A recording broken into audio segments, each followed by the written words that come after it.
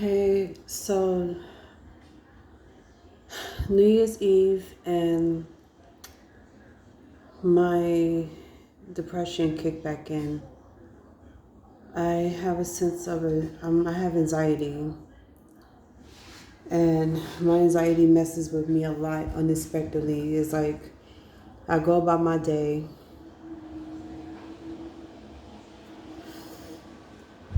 and I do what I need to do, um, and I watch TV and movies to get me through the day. But every now and then, my anxiety kicks in, and my depression is in high gear. And I was just telling this to somebody the other day that I didn't know my depression was going to kick into high gear the minute holidays roll around. I wasn't feeling so bad about Thanksgiving, but Christmas, it wasn't the best for me. And I really wasn't expecting to be in depression the way I was and feeling sad. I was upset and feeling sad because I miss my kids and I miss, being a part of a family dinner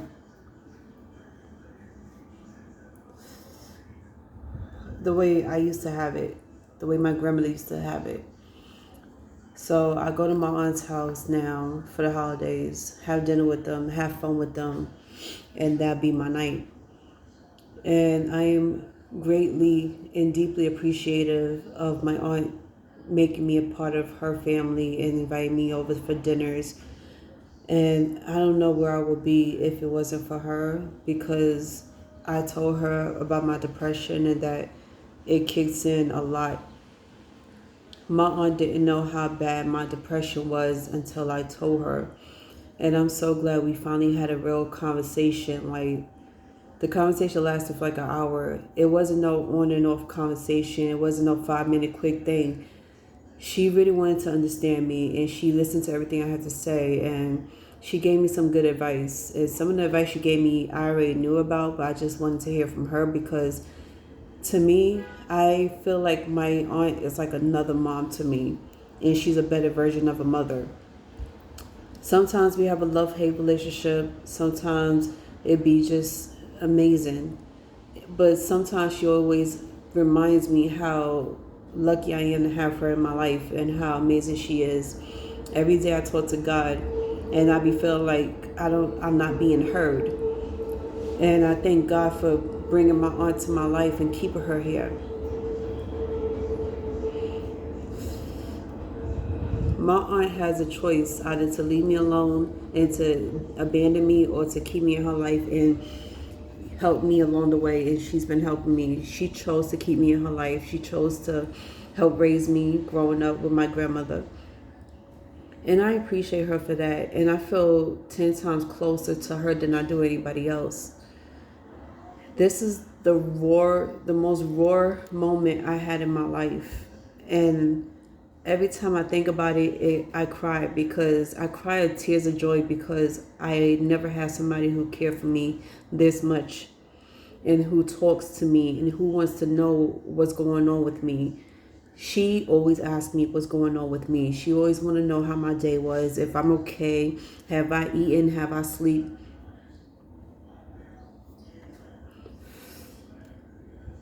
She's the best aunt I could ever have. She's the best mother and the best aunt that anybody could ever ask for. If you have my aunt in your life, you are considered blessed.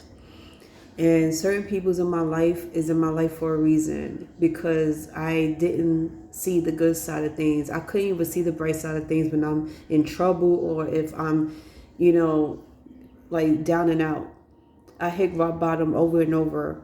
But the first two times I didn't learn my lesson because I was so angry and I was always lashing out. And at one point I didn't want to talk to nobody. So I cut my phone off. I ignored every text and phone call because I didn't want to be bothered with nobody. And honestly, I didn't want to be a burden to anybody. My last wish was to get rid of the demons and learn how to be happy with myself, learn how to be happy with life as it is, and learn how to adapt to certain situations and learn how to adapt to a new type of life. I was scared. I was scared to adapt to a new type of life because I didn't know if it was going to fit me or if I was going to do better than before. Then I look over the past 20 years of my life and see how much I've grown, how much independence I have adapted to. Like I became, I don't know how you say it, but it grew. I became more independent by the age of 30.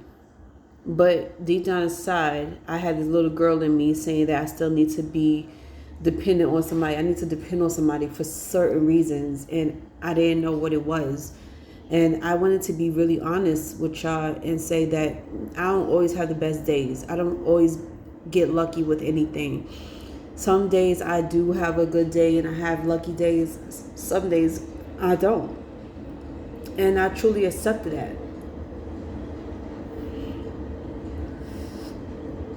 So, to become the independent woman I wanted to be, I bust my ass 24/7 looking for jobs, trying to come up with a way to make any type of money, or trying to learn how to live alone, trying my best to open up to people's and get over my fear of speaking in public and speaking to people's. I get so anxious and I panic when people come around me, and there's a certain type of people with different personalities I've never seen before, and I had to learn how to speak up. Me becoming friends with certain people, even on social media, it was a big step for me, and I didn't want to do the wrong shit. I didn't want to say the wrong things because every time I say something, it comes out wrong. Some people take it offensive. Some people take it the wrong way. Well, it's not my fault, but at the same time, it's not my job to make you feel secure or keep your feelings in a certain way, whatever. I was at that point where I didn't care. If I spoke the truth, I spoke the truth.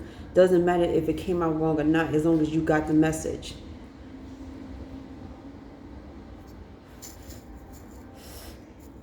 And then I realized some people are sensitive.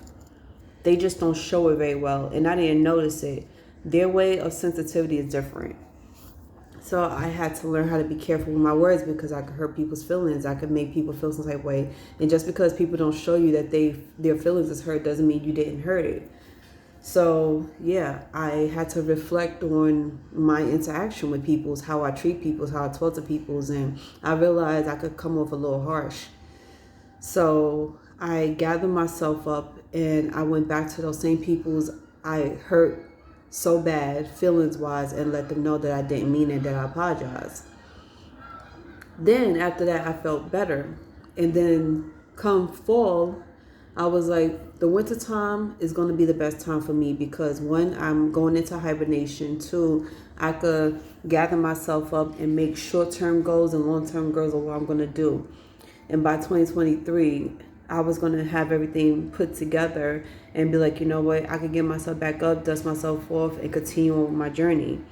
The one thing I am going to do different is have a certain type of attitude towards life and towards me granted the opportunities, whether it's to meet peoples or to do things and, go on excursions and jobs and stuff like that, because it was so many times where so many people invited me over to have a certain type of excursion with them and parties and stuff. And I really loved it. And I was grateful for that invitation. But deep down inside, I couldn't do it because one, financial problems. Two, I didn't know if I could even bring myself to do certain things.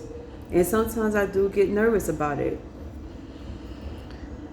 But what I'm trying to say is me being around certain peoples, it's going to take some time to get used to it. Okay, I'm going to have to learn how to adapt to certain peoples. And I wanted to learn how to have fun and just let loose every now and then. Well, all that's going to change by next year. I'm going to learn how to adapt to everything and see where it takes me.